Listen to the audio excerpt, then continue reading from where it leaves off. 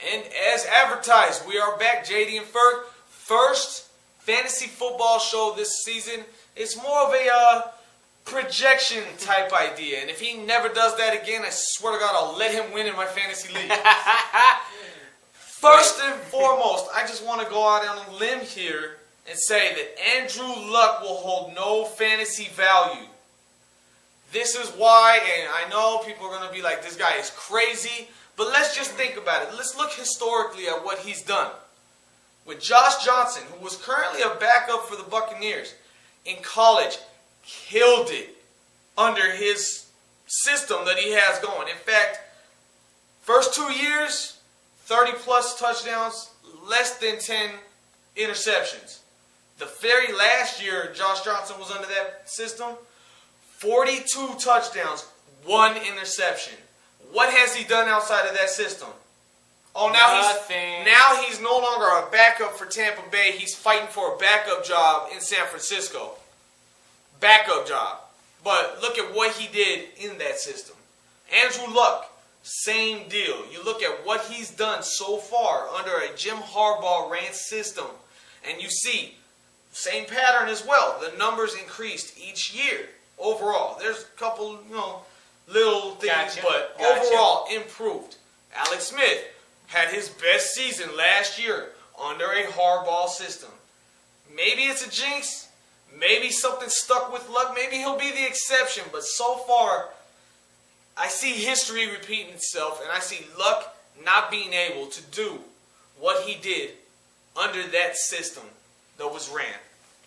Let me just go out on a limb and say, your luck ran out when you left college, bro. Because now you're with the Indianapolis Colts, and guess what? That team has no idea who they are.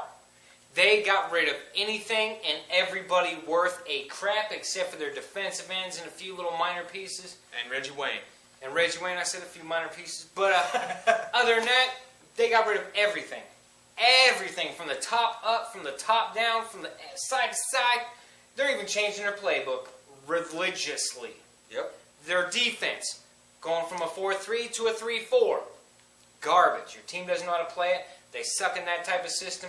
The players don't know how to play that system, aren't capable of playing that system. Your quarterback is not Peyton Manning. I don't give a crap what the college people say. Oh, he's the next Peyton Manning. Welcome to the NFL. Yeah.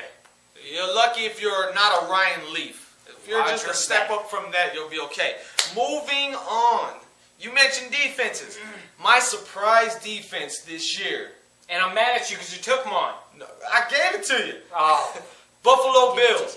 Last year, they were a very opportunistic defense, but now with some of the key additions they made on that defensive line, i.e. Mario Williams, I think that they're going to be, this is my projection, one of the top 10 fantasy defenses coming in this year. I'll break it down even further. That's going to be your top 3. They will be in the top 3 defenses in points scored this year fantasy. My second pick, or my other pick, was the Chicago Bears.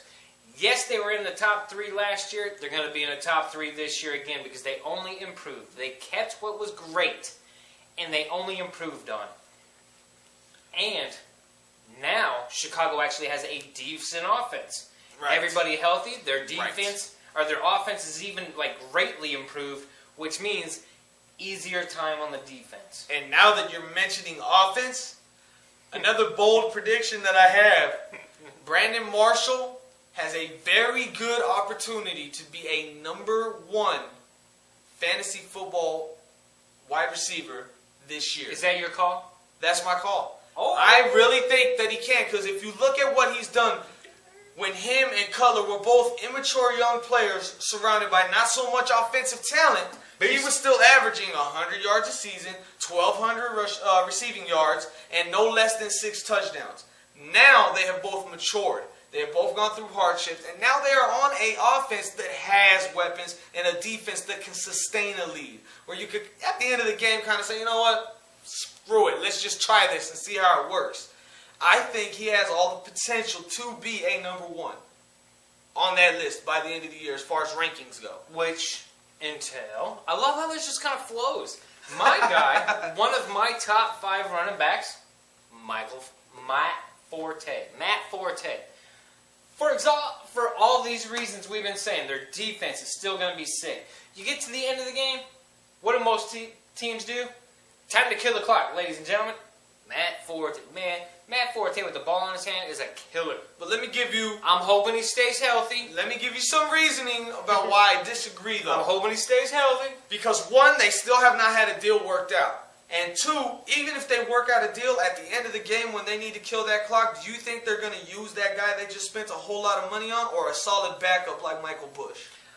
Yeah, I like Michael Bush too. That's my thought. So that's why I got to disagree with you that time. Matt Forte is going to be their leader, no doubt about it. Oh, definitely. Without a doubt, he's going to be their leader. And he's going to have plenty of attempts in the pass. He'll have plenty of attempts in the rush. Solid. Keeping with running backs also. A lot of people are really, really high on Trent Richardson over in Cleveland. Yes, the guy is phenomenal.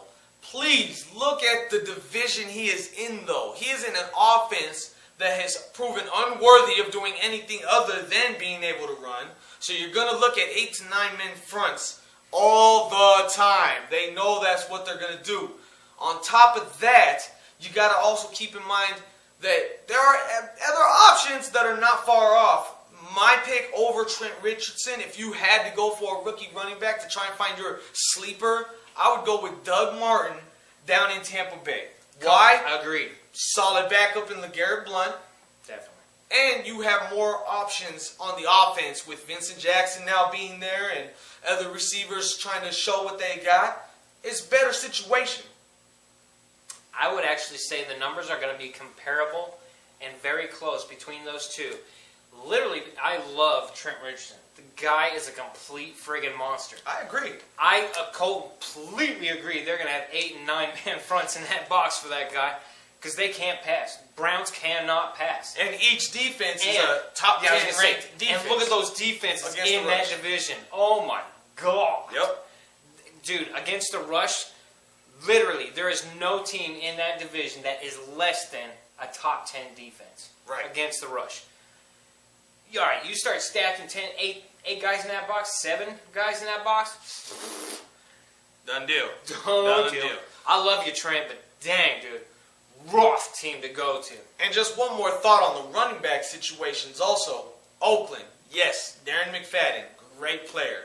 His new backup, more than likely, is going to be Mike Goodson, who they picked up from the Carolina Panthers this last season since they've now gotten Tolbert. I think if you want to go for one of those sleepers, keep a real close eye on training camp and preseason because Mike Goodson might be that guy worth picking up in case Run DMC happens to take another hit. And I might actually agree with that wholeheartedly because that guy literally works in that system as a all-around back, better than McFadden. McFadden, he's your hard-nosed runner. He's going to run it. He's going to pound it, which also brings up injuries, which I've noticed over the last couple of years. Darren McFadden is a little injury prone, but I will say this. Just a little? Just a little. But I will say this. I really like Darren McFadden this year. I think this is his year to finally stay healthy. But if he doesn't, Goodson's definitely raising on that list. Because that man, he will fit that system as a Joseph Adai type back. Great in the rush, great in the pass. Completely agree. Now, which brings me to my best back. Hands down, with the offense that he is in, if you're the, say, number 5 pick in all the top 5 quarterbacks are off the page, if you're not taking Arian Foster, check your melon. Matter of fact, if you ain't taking Arian Foster, you're number 3, 4, or 5, check your melon. Because that fool is going to have a big year. I got to be honest. Big year. I would be hard-pressed to not pick him as a number 1 overall pick. And which brings me to my number 1 pick of the entire fantasy world. If you are not picking Tom Brady, you have just literally screwed yourself. You tell me what that guy doesn't have in his offense ready for him. His run backs are passing running backs. Ridley and Vereen. They run a 2 tight end system. They got 4 wide receivers that are just monsters. 2 tight ends that are monsters. 2 running backs that are definitely capable of passing. You know, those passing catches. This system that Brady is in this year is 100% molded around Tom Brady into high fly. Tom Brady will pass for more than 5,200 yards this season.